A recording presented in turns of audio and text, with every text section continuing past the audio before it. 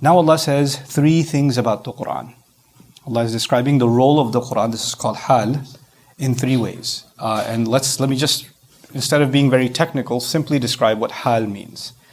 When you say, for example, a green car or a blue, a blue wall or something, you're describing a color of an object. It's an adjective or a quality of something, right? Or a tall man.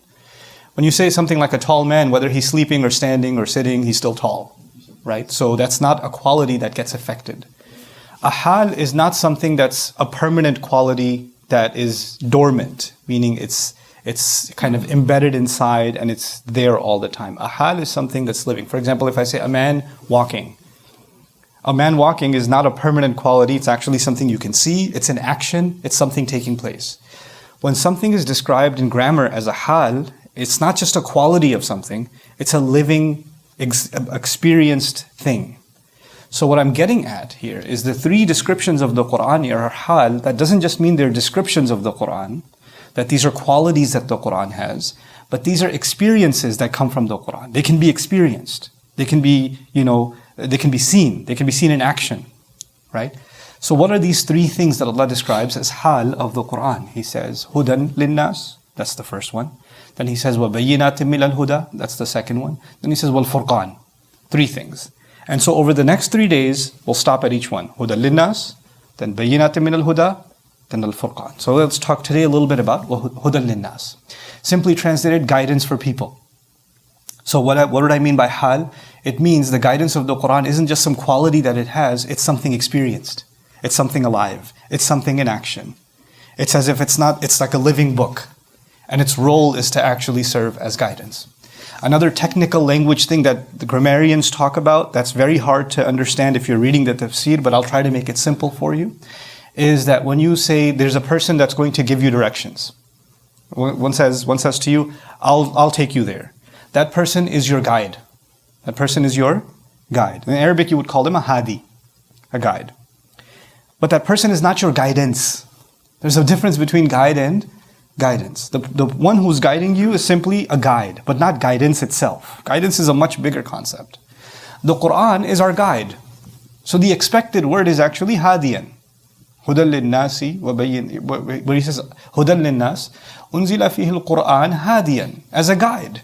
But he says as guidance. Now what difference does that make? When the infinitive is used, in simple English what that means is that you can't possibly get guidance anywhere else. This is it. This is the only guidance available. This is the ultimate guidance available. This guidance overshadows any other guidance. There may have been some guidance before in some other places, but it's like the Arab says, أغنى الصباح عن المصباح. Like when the morning comes, there's no purpose for the lamp left. If you're lighting a candle at night, it has no purpose when the day comes, right? That's all the other forms of guidance become irrelevant because this is there. So this is the ultimate guidance. That's the first thing to note here. The second thing to note here is very important, that Quran makes a distinction, a separation between knowledge and guidance. Somebody knowing a lot of things, if you have a lot of ilm, you have a lot of information, that doesn't necessarily mean you have a lot of guidance. It's the same as, you have the app on your phone with all the directions, you have the maps on your phone, you have Waze, you have Google Maps, whatever you have it there. But if you don't use it, and if you're not actually looking at it turn by turn by turn, then all that information is useless. It's sitting there, it's inside, but it's not being put to use. Somebody can have a lot of information inside them, they can learn a lot, but unless they're looking at that information, constantly thinking about it turn by turn by turn, it's not guidance. So a lot of times we confuse the increase in knowledge with the increase in guidance. They're not the same thing. Increase in knowledge is helpful if we actually use it for guidance. And actually sometimes you have people that have a lot of knowledge and never use it. And you have some people that have very little knowledge, but they always use it. They have little bit of knowledge, but whatever little they know, they put it to use to seek guidance, and Allah guides them. Like, I'm reminded of the story of the Ashabul Kahf in the Quran, Surah Al-Kahf, right? The people of the cave.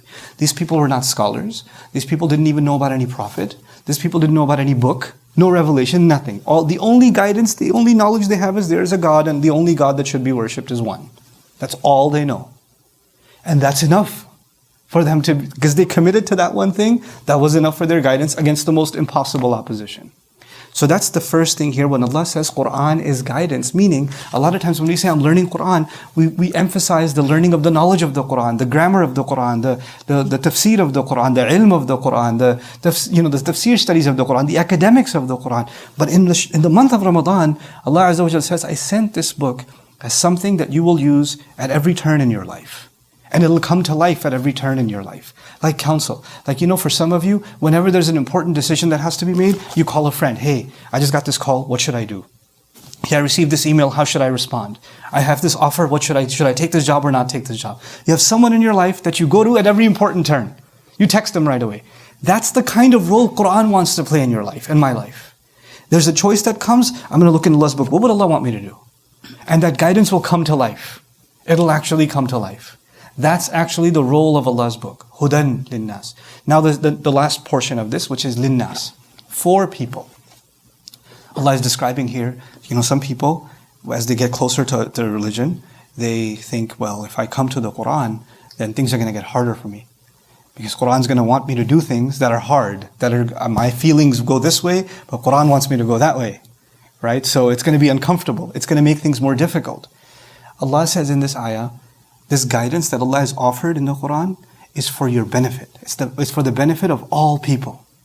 And that all people is so important because the devil comes to people and says, Quran is good for that person, this religious person over here, this guy has a long beard, it's good for him. But, I have a different problem. Quran can't guide me. It's for them. I have a different situation. Allah says this is guidance for all people, Muslim, non-Muslim, religious, not religious, knowledgeable, not knowledgeable, practicing, not practicing. It doesn't matter. Allah sent this book to guide the hearts and the minds of anyone who wants to seek its guidance. And it will come to life for them. And it will be there for their benefit. The lam here is for benefit. In other words, whatever guidance Quran gives you, the guarantee is that is the better road for you.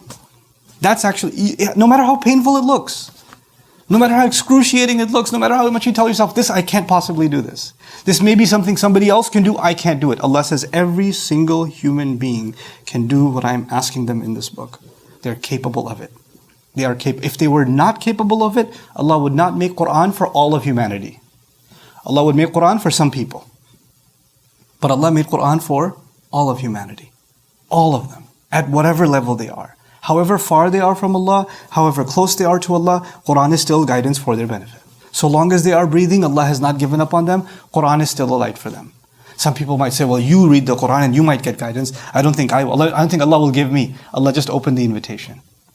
Allah said, this is something that will be alive for you constantly. Now, this one short piece that I want to add to this, on linnas, for people, for the benefit of people. You see, the way we give guidance, the way we offer the message of the Quran, we have to think of one thing before we think of anything else. How is this going to benefit someone else? Allah, His priority is the benefit of people. Is the benefit of people. Which means your priority and my priority should constantly be what? The benefit of people. If the conversation is not going to be beneficial, then you shouldn't be having that conversation. The way in which Quran is presented, the way in which we share its message needs to be a way in which that people can see that you're saying this for my benefit. When you're yelling at someone, when you're insulting someone, you say, I'm doing this for your own good. Nobody thinks you're doing it for my good, bro. If you were doing this for my good, you wouldn't be talking so badly. You see? So when Allah says it's for the benefit of people, there's a mercy that entails in it. Here's the last thing. The month of Ramadan, the Muslims are very focused on themselves. Worship, fasting, iftar, taraweeh, you're constantly around. Some people take off from work. People say, I'm not going to go to the office. I'm not going to talk to my friends. I'm not going to do anything else. Did Allah say that this is a month for the believers? This is guidance for the believers? Allah said about this month that this is guidance for who? All of humanity. The devils are chained in this month, right? The shayateen are chained. When the shayateen are chained, are they chained only for the Muslims or for everybody? They're chained for everybody. They're chained for everybody. Which means there's somebody who, if you shared the message of Allah with them in this month, shayateen will not bother them. They'll actually listen. Their heart will be closer. This is an opportunity to share the message of the Quran in this month. in this month, the angelic presence, the divine presence, the special blessings are so powerful. If there was ever a time you would share something about the Quran with your non-Muslim friends, from the friends that have distanced or drifted away from religion, with those people, if you were ever going to share something for their benefit from Allah's words, this would be the month to do it. This would be the time to do it, because this is for all of humanity. This is Allah comparing us to the Israelites, Banu Israel, in this surah before, because they believe that Tawrat and the guidance is for who? Just themselves, nobody else. This is not for anybody else. And even within them, it's just for the rabbis, it's just for the scholars, it's not for everybody.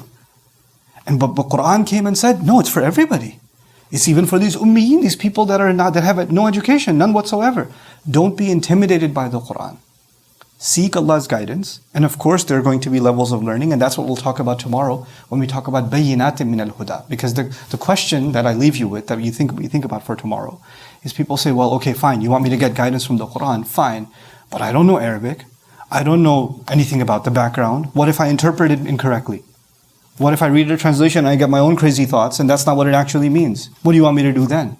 And that's a very real, practical question. I mean, if you want me to just open up the Quran and start reading it, then how am I supposed to get clarity or guidance from it? That's the question that will be answered when Allah says, وَبَيِّنَاتٍ مِنَ الْهُدَى.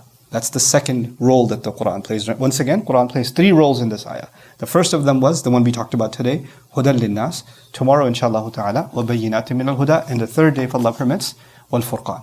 بارك الله لي ولكم. السلام عليكم ورحمة الله تعالى وبركاته.